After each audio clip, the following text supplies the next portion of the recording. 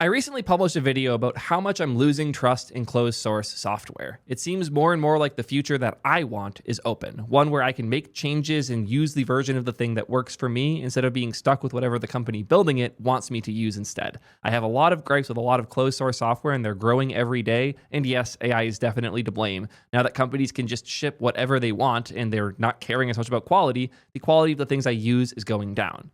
But that's me personally. What about the business side? The business case is getting sketchier and sketchier as time goes by. If your code is open source, it's way easier for agents to find things that are insecure and pwn them. It's way easier for a nobody to just tell the agent to fork it and host it themselves so that you don't ever get paid. And it's way easier for other companies to clone your work, point their agents at your product, and then build it into their stuff. So why would you ever open source your business? It's a great question, and I'm going to go really, really strong on the case for open source as a company. While I agree that open sourcing your apps increases the risk profile of the things you're building, I'm beginning to think that if you don't do it, you might be doomed.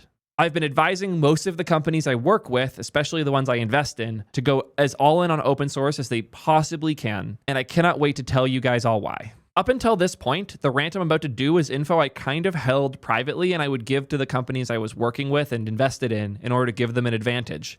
But the more I've thought about it, the more I realized that I should give this out for free. As big as the advantage is for the companies in my portfolio to know all of this information, I would rather everybody does in hopes that we get more good open source products in the future. But if I'm giving my code and my information out for free, someone's got to pay me. So we're going to take a quick break for today's sponsor. If you've never pushed code that breaks CI, you can skip this ad. Okay, now that all the fake devs are out of the room, I want to talk about today's sponsor, RWX. This is a new way of doing CI that's actually ready for agents. What do I mean by that? We can start with the skill that they provide because it's really, really cool. It lets you set up what they refer to as a run loop. A run loop allows for your agent to run a CLI command to run your full CI with all of the fancy caching and everything they enable so that your agent can get feedback fast before it even commits. Instead of committing a change, pushing it, waiting for your CI to run, then copy pasting the error back to your agent, you can just let it run in a loop until it fixes everything. Combine this with a commit that adds a failing test for the feature that you're trying to build, and you can basically guarantee your agents will actually fix the thing. The more I think about it, the more insane it is that you can't just run a GitHub action locally with a simple run command like they provide with their CLI. Once you move to RWX, you'll never want to go back because you can just run the thing locally. Like imagine if GitHub CLI had a way to run your action. I don't know how they don't, but I'm very thankful RWX does. As if that wasn't good enough, their dashboard and their performance sell it even further for me. You can get a little diagram that shows which steps did or didn't run because they were cached, and they can break up your work into parallel cacheable trees that make it much easier to not have to run work you don't have to, or have multiple things running in parallel once a point is hit. The timeline view makes it super easy to see why things take too long.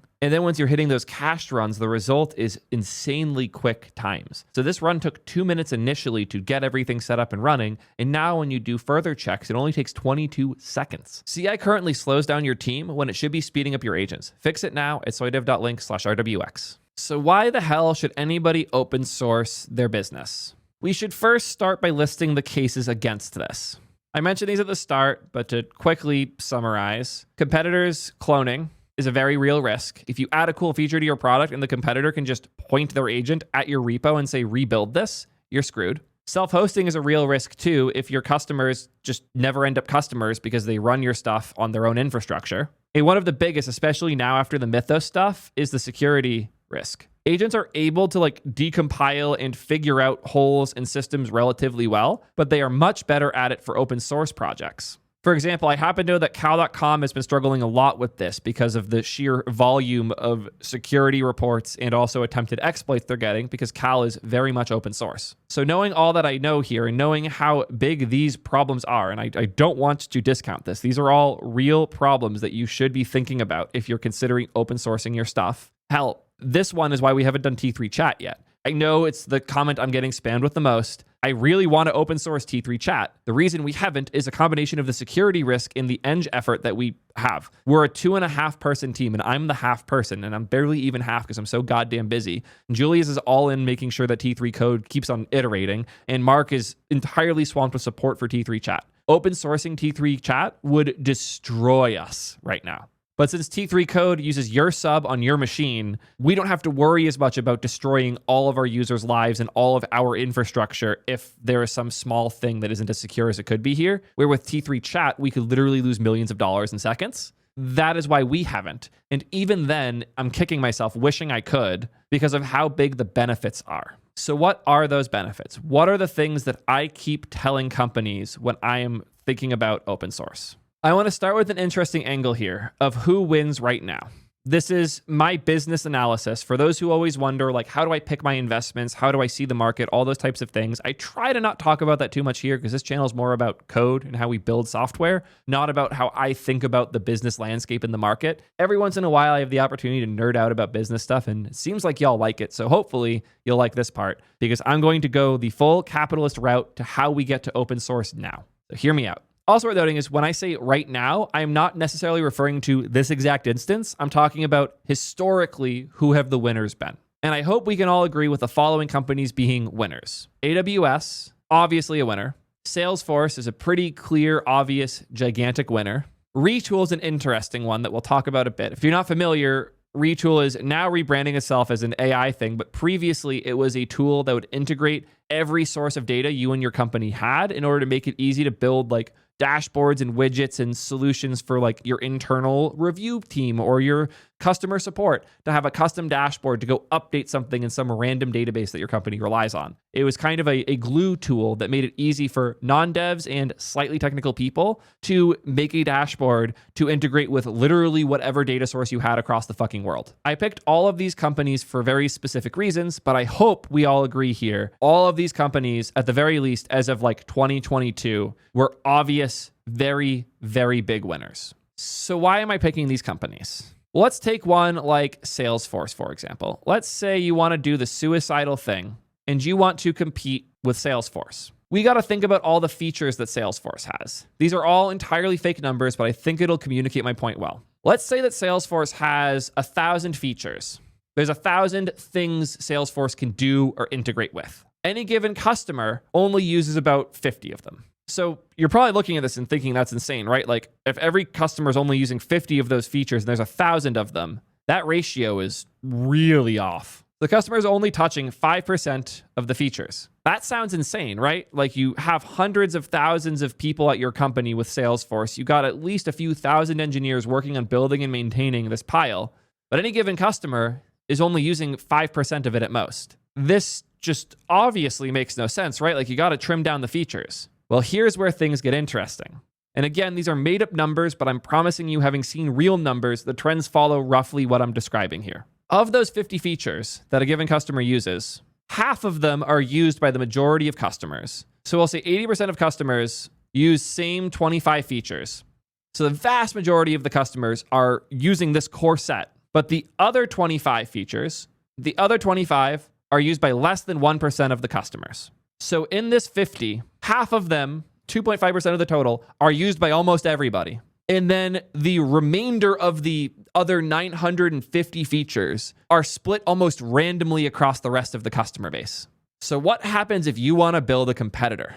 Well, obviously you start with the 25 features everyone uses. But then you go to a customer and say, hey, we saw you're using Salesforce. We would love to move you over to our platform. We're cheaper, we're faster, we're more reliable. What will it take to get you to move over? And they say, okay, looks like you have all these features we want. Wait, what about this random one bespoke thing that one person on the team uses? Yeah, we don't have that yet. Oh, well, I guess we're just going to stick with Salesforce then. Fuck. And then this happens over and over again. And you realize you can't get any customers because even if you have 49 of the 50 features they need, that one last feature is used by so few people that it's hard to justify adding it for just one customer. This is the case for most of these gigantic companies that have a majority hold of the market they're in and have thousands of employees and engineers working on them. They've been around for long enough that as customers need specific things, they build them. And if you have 1 million customers, a feature that 1% of them use is still used by 10,000 customers. If you have 100 customers, a feature that's used by 1% of them is used by one team. That doesn't work. This is why historically we've had these big SaaS companies that win super hard, because once they get their initial customer base, they keep adding weird features to hold their customers in, and then they can never leave because nobody can build all of the specific stuff that every random customer needs fast enough to compete. That's changing. I already saw people in chat theorizing what the solution to this problem might be. Plugins. Make it so you can extend the platform to do all the things that you need it to do. Well, I've built plugin architectures before. They're fucking hell. No matter how flexible you make your plugin system, somebody will want something that doesn't work with it. And at least one of those 50 features is not going to work in whatever plugin or extension system that you think you can build here. And my chat quickly caught on here. Plugins are hell. Plugin systems suck so much. Absolute hell. One plugin could take down the entire app, guaranteed. Yep, absolutely. So while plugins can work, they require way more engineering effort to get the architecture right. They will cause endless support woes and costs. And in the end, not even cover all of the features that your customers want. But there are companies that have found success going in this direction. I would argue Salesforce is one of them. Retool is obviously like one of the biggest here, where they built their own plugin system as well as plugins for every fucking thing you'd ever want to integrate. But then you're kind of stuck to an extent. If you ever want to change the plugin system, you're going to break something for some customer and you're going to risk losing them. You get locked really hard. So how do we deal with this? Well, historically, the solution has been just hire all of the engineers, add all of the features everyone ever wants, and know that your customers can't leave because nobody can compete because nobody has all the features you do. If you're able to identify a subset of the market that only needs a certain core set, and enough of those features are poorly implemented in your competition that you can wedge your way in, that can work. We've seen that with something like Vercel versus AWS. Vercel is largely built on top of AWS, and it is missing a lot of the features. I would argue the vast majority of the things AWS can do. But the use case of a developer who wants to deploy their web application at scale, the scale being really small or really big, with a good integration with GitHub where they're putting their code, that is a common enough use case that is technically handled by all of the things AWS includes, but the happy path to do that is not very happy on AWS. It's a lot of work to get it right, and it's easy to foot gun yourself and screw things up, especially if you want to spin up multiple projects randomly throughout whenever. Vercel was started in order to make it easier to deploy Next apps because the team noticed this fault that web devs didn't really know how to deal with all of the cruft within AWS, and even when they did, it was too slow and annoying to set up. And with all of that, Vercel was able to establish their own corner of the market, building on top of AWS, that is still doing very, very well. But there's another part of why Vercel went so well, and it's certainly not that they made a plugin system. So what made Vercel work so well then? To put it simply, you write the fucking code yourself. While Vercel hosts the code for the backend for your web app, as well as the CDN for the binaries you're distributing to your users, they're letting you write the code that is hosted on their servers. So anything Vercel doesn't do, you can just do somewhere else. You want to use Cloudflare as your firewall? Go nuts. You want to use Supabase as your database? Go nuts. You want to use Convex for handling all of your database and your backend queries? Go right ahead. I have a lot of apps deployed on Vercel where the backend isn't on Vercel. I'm just using Vercel as a CDN effectively and for hosting the domain, and then Convex does all of the backend work. So even though Vercel is missing 95+% of the things AWS can do, it does the things it does well, so well that you can start with it. And whenever you're missing one of those things, you can just plug it in via code.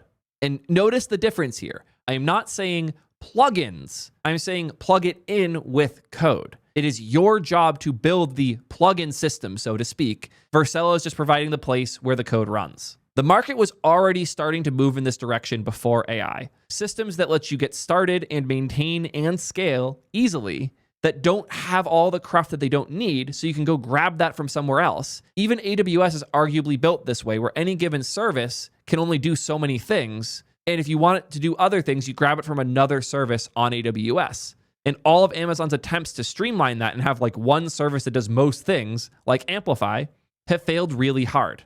The modular nature of these platforms are hugely important for their success.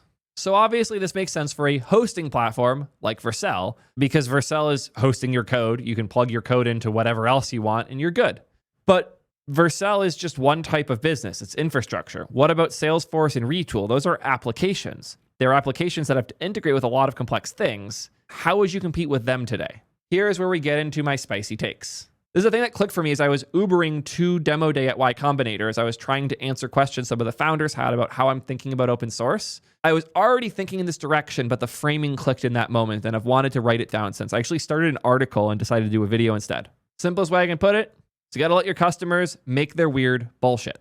Instead of building all these crazy features into your product, you have to make it as easy as possible for your customers to integrate their things. With Vercel, this is easy enough. They're just hosting your code. You can integrate whatever. But when you don't have an infra platform or you're trying to work with a company that already does, this gets way more complex. It's much easier to adopt Vercel when you don't have any solution yet. It's much harder when you do. So you got to start thinking in a more modular way, a more building block oriented way, and I would argue in a more open way. If you're not already familiar, we put out T3 Code as an open source alternative to all the vibe coding GUIs, but we don't have any way to make money on it right now, just to be very clear. T3 Code makes you bring your own sub from a platform like Codex or Claude. So you have a Claude Code sub or a Codex sub or API if you want. And then you have to have the CLI setup installed on your machine. And we have effectively just made a better GUI, like a graphical wrapper for the CLI. Because as much as I love terminals, I personally very much prefer having a GUI when you're doing back and forth conversational type stuff. It's just significantly nicer overall. Everybody I know who's tried it, even terminal people, have come around and accepted that this is the better way to do these things.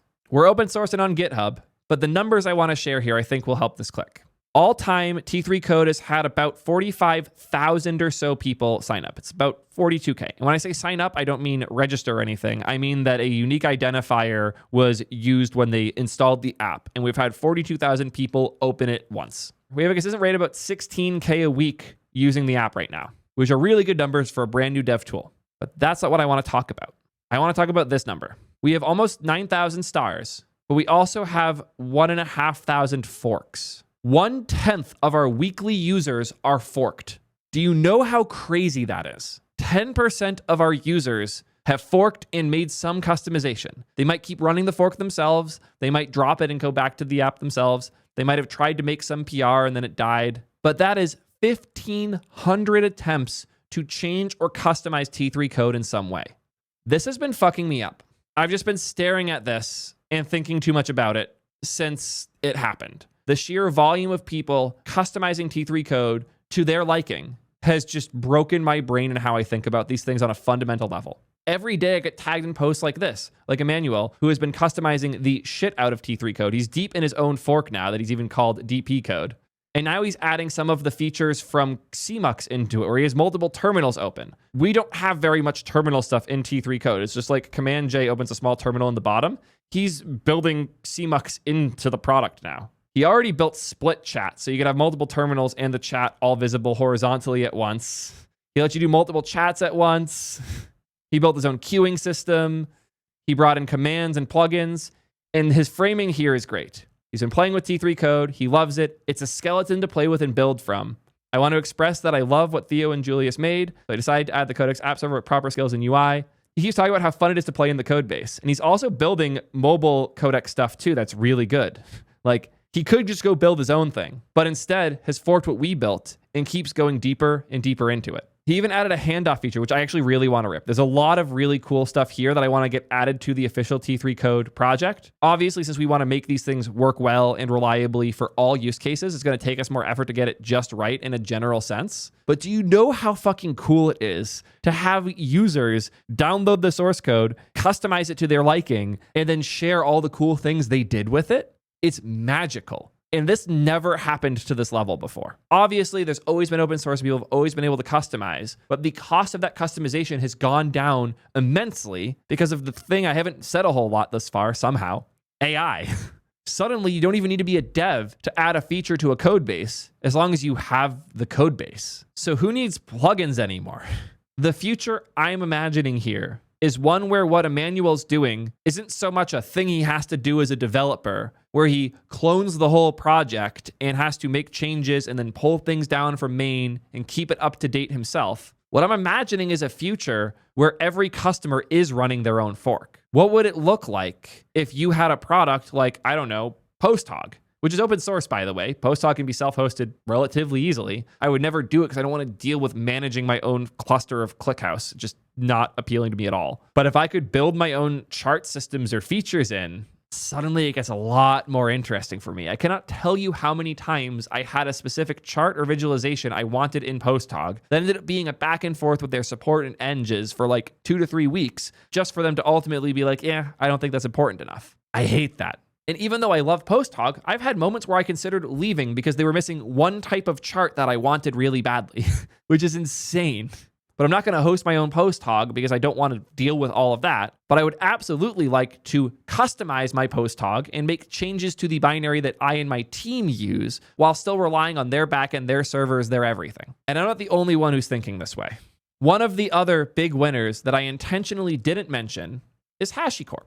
HashiCorp is the company that maintains Terraform, as well as many other tools that companies rely on for building software at scale. Mitchell was the creator of HashiCorp as well as Terraform specifically, and he's also now very well known, arguably better known, for creating Ghosty, the terminal that we all know and love. Ghosty is very popular. I'm sure most of y'all have at least heard of it if you're not already using it, if you don't have it open on your computer right now. But just today, he wrote an article that kind of emphasized this point that I've been trying to make for a month. The building block economy. The most effective way to build software and get massive adoption is no longer high-quality mainline apps. Rather, it's via building blocks that enable and encourage others to build quantity over quality. Over 18 months, Ghosty got 1 million daily users. libghosty, which is the library that powers Ghosty's entire terminal binding layer, is also its own separate project that can be installed and used to make your own terminal or add your own terminal to other products. And it got to multiple million daily users in just 2 months. So it took 2 months for the core of Ghosty to grow past Ghosty itself after 18 months. Do you understand how insane this is in particular?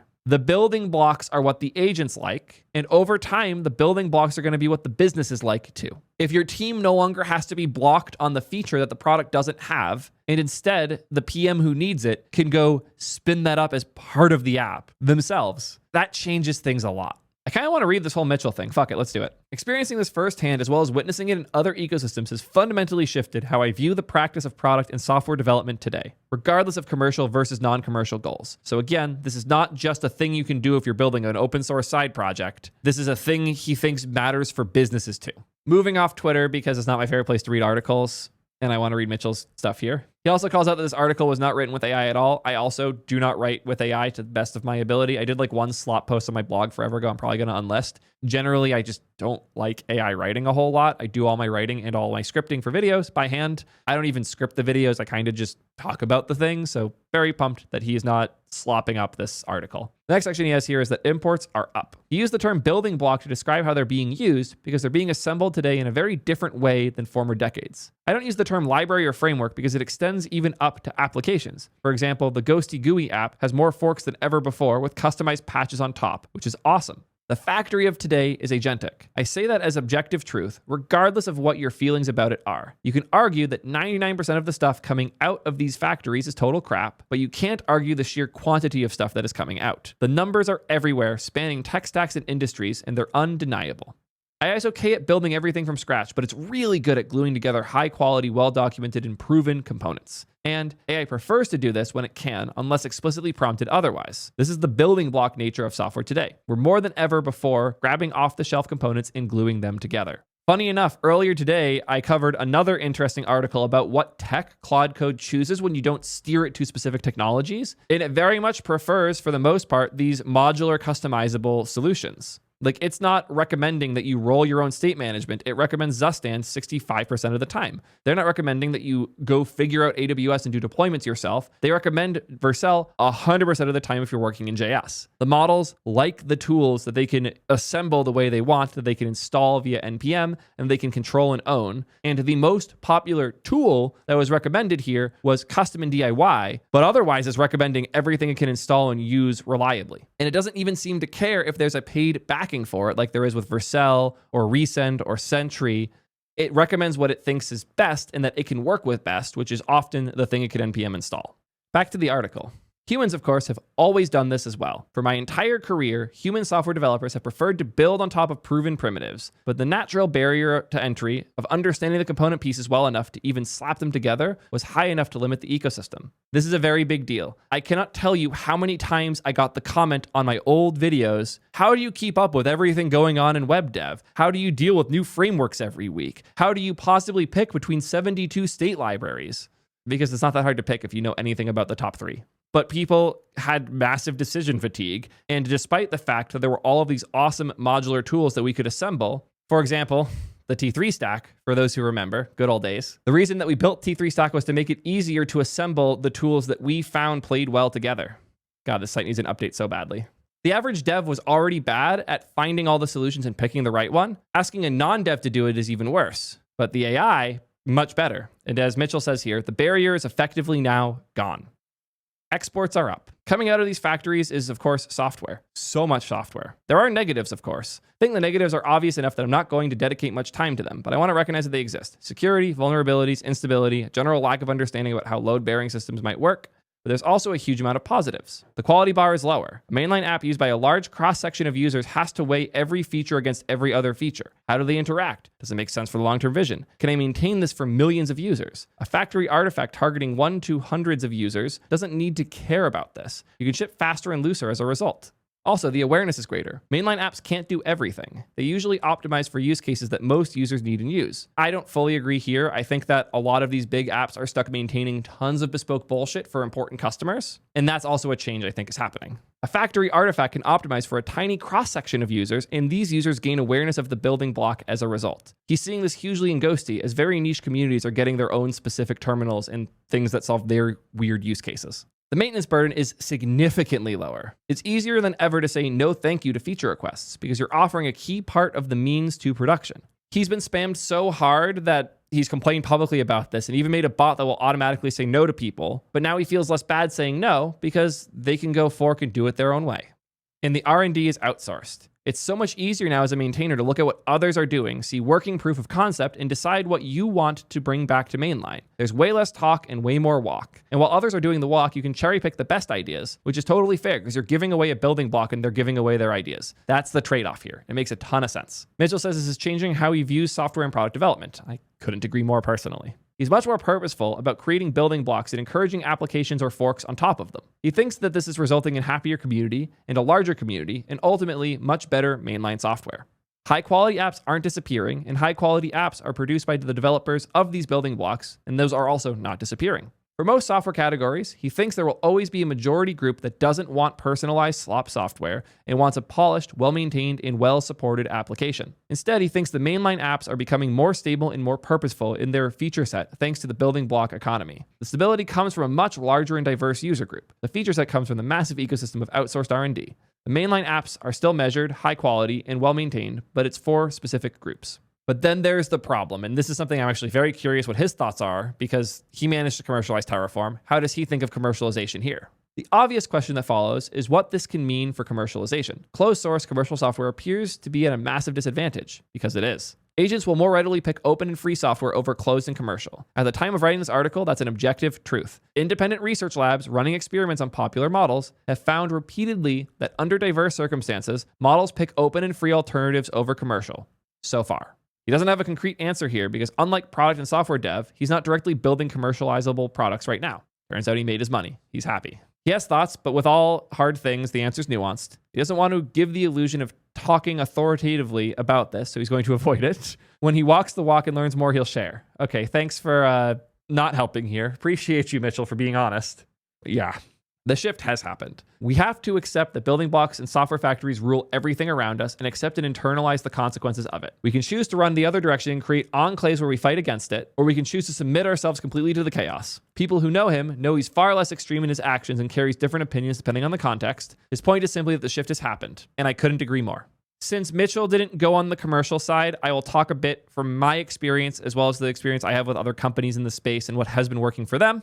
The biggest thing you have to think about is stickiness. What makes your solution the one that people like? Historically, this has been that you include specific features that users get addicted to and can't leave. But more and more, that isn't going to be the case because people will just go build their own bespoke solution. I was upset enough with Frame.io that I built my own alternative. And the hardest part wasn't building it. The hardest part was getting everything set up so I could ship it with a pricing tier and sell it to people so others could use it too. If I just wanted to run this internally, I could have, and I would have been done 2x faster at least. And now Lon is being forked by many people to use for their own businesses, and I get no money when they do that right now because they wanted to use Lawn their specific way for their content business. This is people like Snazzy Labs and Jaka, aka Jake, who used to be at LTT. They're forking this to use it internally for their video review pipelines, and they're loving it. I think that's awesome, but figuring out how to commercialize that is the challenge. I gave them a set of building blocks that let them solve the problem that they have, but it was missing pieces. They had to figure out how to store the files. They had to figure out how to set up auth. They had to figure out if they wanted to add payments, how to do that, how to manage the database, how to manage the state, all these things. And none of them coded, so they just had to do this with agents, and they succeeded, but it took a while. What would it look like to build something like Lawn, where you can pay us for the server and backend side and getting all of the video info right, but the actual layer that you engage with and use is owned fully by you if you want and is trivial for you to extend? What if when we set up Lawn for you as a customer, it goes to its own custom domain or subdomain, and then the build that you're running is a fork of the real original project? And then when you want to add things or change things, you just tell it to. What does it look like for forking software to be part of the software? Personally, I think it looks very, very sticky. If you try out my solution and you like it, but it's missing something you want, you could go fork if it's open source, or if it's open source and built into the product to do such, you can fork it in app. Or if you don't want to deal with the infra side, but you like having the code base hosted your way, you could fork, host it how you want, and then use our backend to power it so you keep paying us. There are definitely ways to do this without the software being truly open, but I don't know how well and reliably they will work. And I think it would be way too easy to get the source out, and it's better to not deal with that in the first place. I got one more idea that I've been holding tight to my chest that I was planning on not showing to the world until I had a working version. I think I'm going to give it away now. I'm going to regret this. I already regret that I've even said I have something like this on my mind. But at this point, I'm too busy to do it myself, and I want to get the idea out there. But sharing this early might cost me a lot of money. So we're going to do a real quick break for an ad first. Today's sponsor is G2I, and they're paying me to tell you about how good they are at hiring. And they really are good at it. That's why they're able to help Bat Around go from a 50% success rate with new hires to 90% plus while also speeding up the process. That's what they want me to talk about, but I'm just going to ignore that because they do something that's even cooler. Hey, so sorry guys, Discount Theo here. He kind of forgot the most important part of the ad, which is the fact that both AI Engineer and React Miami are happening next week. React Miami, you all probably have heard of it. It's the best dev conference of the year, but this year they are doing just 3 days before AI Engineer, starting on April 20th, which is going to be an incredible conference. A ton of really, really cool people in the AI space are going to be there. It's actually the first conference I've ever given a talk at. If you just go to their website and take a look at the speakers list, it is a very stacked roster, and I am very, very excited for that whole week. If you haven't gotten tickets yet, you really, really should. You can go to soydev.link/Miami, use promo code Theo50 off, and just go to both conferences. Just trust me, they are worth going to. If you don't go, you will regret it. Do it now. The tickets are running out fast. Just go. Sorry for the ad break. Wanted to filter out the people who aren't dedicated. This is your reward for watching through to the end of this video. We all already know about the Claude MD, the Agent MD. Y'all might even know about the Soul MD. I've been thinking about these a lot, in particular, the Soul MD. The idea of a piece of software that was designed to have its behavior, characteristics, and way of usage defined as a text file that could be edited in plain English by a normal person. My proposal, and I do actually hope this becomes a standard-ish thing, the patch.md. Hear me out. I talked in my previous open source video about how much Yash's way of building broke my brain. Seeing him treat every package in our project as just additional code that he could edit however he wanted, and then use patch package to apply his changes so that we could adjust the package to our needs for our use case. There are issues with this, though. If the package gets an update and the location of the code we want changes or something shifts, you got to rewrite the patch. So what does it look like to fix that? Let's say we added a feature in T3 code where we had a button in the corner that was customized. And when you click it, it would run a forked T3 code as a separate T3 code custom on your machine. And you could make changes to the source and it would just be in a pseudo dev mode. And you see the new UI as the changes happen. Then Julia ships another 100,000 lines of code and 500 commits, and all your shit's broken. You could have an agent try to resolve the merge conflict, sure, but what happens when they fail? What if every time you made a customization, it didn't just change it in one place, it changed it in two? Obviously, it will edit the code to do the thing you want, but it will also encode the intent of the change you made in a patch.md file. The patch.md simply describes all of the features you have added to the app. And then in the future, an update isn't just downloading the new binary and hoping for the best. The future is you pull down the changes from main. If it applies clean, awesome, go straight to it. If it doesn't, you can hit a button that says run update with agent, and it will try to resolve the merge conflicts. And if it fails or has any issues, we'll tell you, hey, we weren't able to resolve this cleanly. If you want, we will run another instance in the background and reapply these features that you've added in the past. Then you can check and make sure they work how you want, and we'll migrate you when that's done. What if the update button was no longer an update button? What if the update button was a process that would clone the latest code, see which changes cleanly apply and which ones don't, and then lets the agent guide you through getting the new version where you want it to be with your specific stuff added? And what if in the .t3 directory, you had this file that described everything you wanted T3 code to be? What does a future look like where all software is self-forking, self-customizing, and self-healing when merge conflicts happen?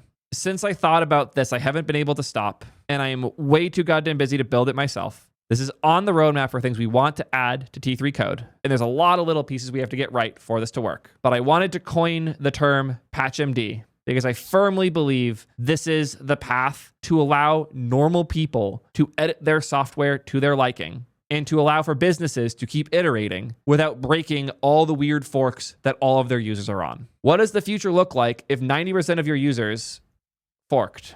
How do we resolve this? How do we make sure that these users can have what they want, but not fall so far behind that they're in a really insecure, poorly supported, terribly integrated place? There's obviously a lot of things that can go wrong here. This is a very different way of thinking about software than we have historically, but so was the Unix philosophy back in the day. I'm very excited for a future where I can fork the app I'm using within the app itself and not have to build my own universe from scratch in order to get what I want. And at the absolute least, it means I would feel much less bad closing the 314 pull requests we have on T3 code right now. God fucking damn it. For most of you, this proposal probably gives you more questions than answers, and I have the same ones. This is a thing I've been thinking a lot about and I spent no time actually doing, and I got tired of waiting to share a working version. So I wanted to put this out so that you guys can think about it too. Similar to how I've put out ideas like an app that has an infinite canvas in each direction for the work that you're doing so you can create dimensions to the parallel nature of building with agents. I want people to be able to customize without having to do everything else first. And I hope that this idea sticks for some of y'all, and that I get to see some fun examples in my replies in the future. We still live in a world where the biggest companies have shitloads of engineers maintaining hundreds, if not thousands of features that are used by very small portions of their customer base. This is the direction things are going, and I am trying for the first time in a long time to predict where we'll be in a year instead of a few months. But honestly, I'm starting to think this might only take 3 to 4 months. And of course, people are calling it out.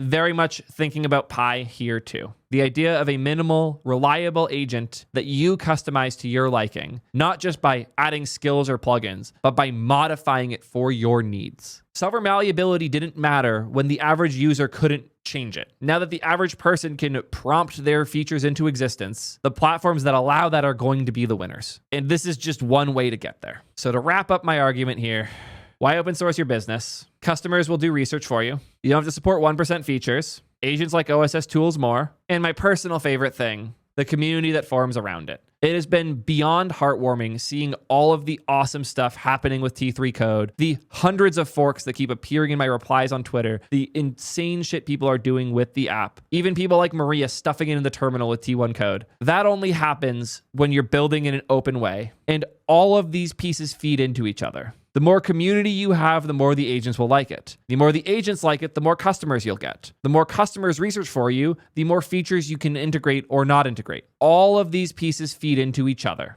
And you have an incredible opportunity to take an existing product, find the core pieces that make it valuable, rebuild those core features in a customizable, extendable, open way, and then watch what the world does with it. And I really fucking hope I'm right here, because I've put a lot of my own money and time on the line. This is not my usual, well, this looks good type recommendation. This is the one I'm building my portfolio around. If I'm wrong on this, my kids don't get college money. But if I'm right about this, my kids will own colleges. So I really fucking hope I'm right. But in order for this to be the future, in order for the future to be more open instead of more closed because of all the fear about forking and AI hacking and all that shit, I need each and every one of you to come in with me. We need to show the world that open is the right way to do this. And I know we can. You've already shown me. If you can convince me through what you've done to T3 code, we can convince the world alongside us. Go build the open version of the thing that you hate at work, make the pieces you need to survive, and then see who else will use it based on those parts.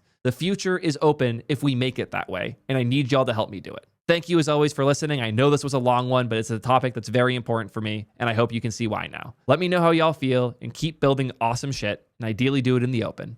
And until next time, peace, nerds.